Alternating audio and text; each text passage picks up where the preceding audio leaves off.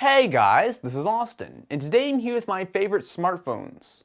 So I get asked about this all the time. People want to know, is the HTC One better than the Galaxy S4?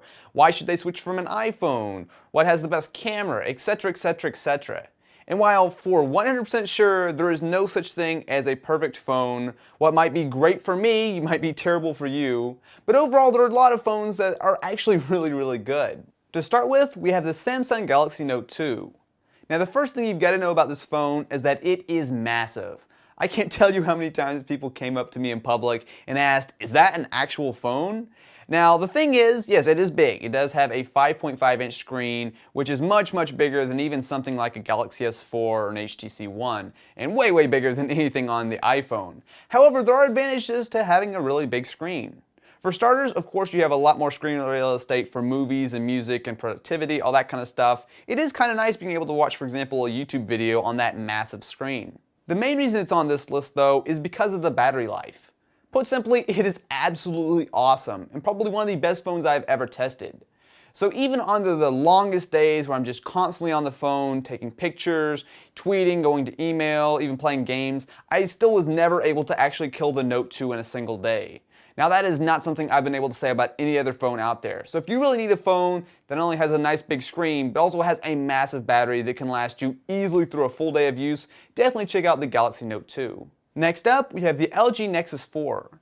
Now this is another phone that I reviewed late last year, and in fact if you want any more information about any of the phones I'm talking about, I've done more in-depth videos on them all, so you can check out the annotations as well as the links in the description. But the Nexus 4 is kind of special for a couple reasons. For starters, since it is a Nexus device, that means that it gets all of its updates straight from Google. Now that means a couple things. For starters, you're going to be using pure unskinned version of Android, which means that you don't have to worry about having like some kind of iffy skin, which can definitely come on some of these phones, as well as you're going to be getting updates straight from Google, so you're always going to be on the cutting edge of Android. On top of that, it's actually a very cheap phone, so you can actually pick it up for only $300 off contract. Now compare that to something like the Galaxy S4, which is over double the price off contract, and the Nexus 4 is a really solid deal. Next up, we have the Apple iPhone 5. Now Apple's always done a fantastic job of making phones. I mean, obviously the iPhone is pretty popular if you hadn't noticed, and the iPhone 5 is no exception. So for starters, the design and build quality are absolutely top notch. I mean, just spend a couple minutes playing with the iPhone 5 and you'll feel just how nicely designed it is, the little tiny machined edges, the glass as well as the aluminum kind of all wrapped up together. It's actually a very nice phone to use and a very nice phone to actually hold. Although of course most people are probably just going to take this beautiful design, throw a $2 case on it and call it a day. But regardless, it's definitely very nicely designed. On top of that, it also does have other good features, including a very impressive camera. Not quite up to par with some of the other cameras like I'm going to be talking about in some of the other phones here in a minute, but still a very good 8-megapixel camera with both stills as well as video. And of course, it is running iOS. So a lot of people use it, obviously, and for the most part, it's a solid operating system. Sure, there are some issues here and there, and it is getting just a little bit outdated. However, iOS 7 should be coming out here very soon, and if the rumors are true, should actually be doing a lot to kind of improve the way that the iPhone looks and feels. So put all this together, and what you get is a very solid package. Moving on, we have the Samsung Galaxy S4. Now there are a couple reasons why you want to go with this over something else. So for starters, it is running the latest version of Android, but it does have TouchWiz on top, which adds tons of new features to the phone. So some of them are definitely gimmicky, however there are just so many different cool things that you can actually do with the phone that more than likely there's at least a couple things that you'll be using yourself. So for example, you can actually take your hand and wave it over the screen without actually touching it to take a call. You can run multiple apps on the screen at one time. You can take pictures or video with both the rear and front-facing camera at the same time. The list goes on and on and on. It also has an awesome looking 5-inch 1080p screen. However, since it is made of plastic, that does mean that it doesn't feel quite as nice as something like the HTC One or the iPhone 5. However, on the flip side, you can remove the back panel to swap out the battery as well as add a micro SD card. Now probably my favorite feature of the Galaxy S4 is actually the camera.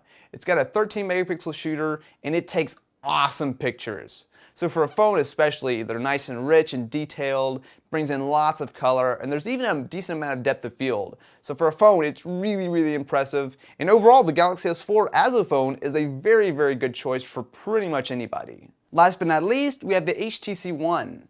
Now this is a fantastic Android smartphone. In fact, I liked it so much that I went out and bought myself one. So there are a few reasons why I'd recommend someone to pick up the HTC One.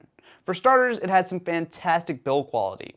So like I was saying with the iPhone 5, it's not a big deal if you just throw a case on your phone. However, of course, being able to be totally made out of aluminum definitely does help with drops and that kind of stuff. But for the most part, the HTC One just feels nice to hold. It's got a little bit of a contour on the back so it fits well in your hand, and because it is made out of metal, it really just does feel a little bit nicer than pretty much any other phone that I've ever tried. It's also got boom sound. Now I know that sounds like some really dumb marketing gimmick, but it actually is really legit.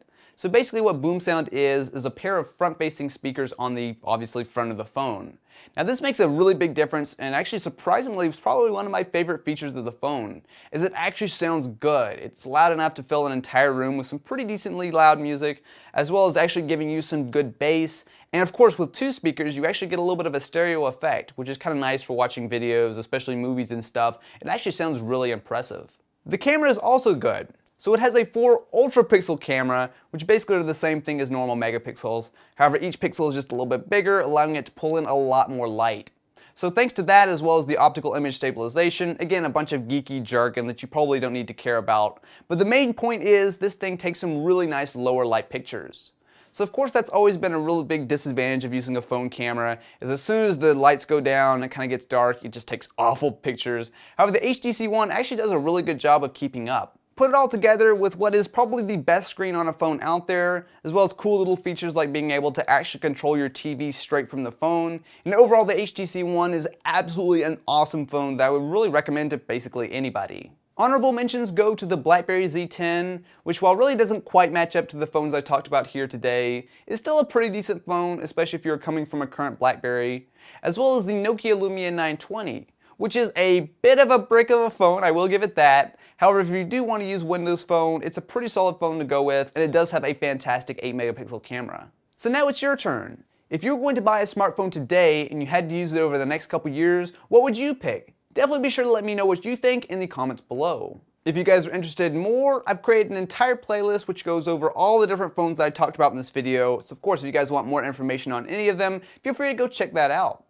Anyway, if you enjoyed, definitely be sure to leave this video a thumbs up. And if you're interested in more videos like this, be sure to subscribe to the channel. Anyway guys, I will catch you next time.